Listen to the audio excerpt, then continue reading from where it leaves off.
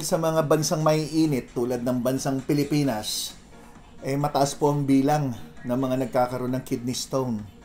Lalo na kung yung tao medyo mahina pa uminom ng tubig at waso-waso pa ang kinakain.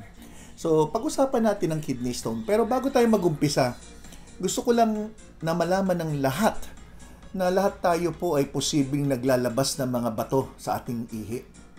Aba? Nagtaka kayo bakit lahat tayo, no?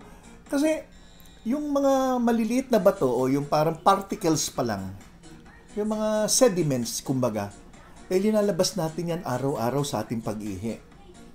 Pero, normal ang kidney natin. Maganda pag inom natin ng tubig na ilalabas natin.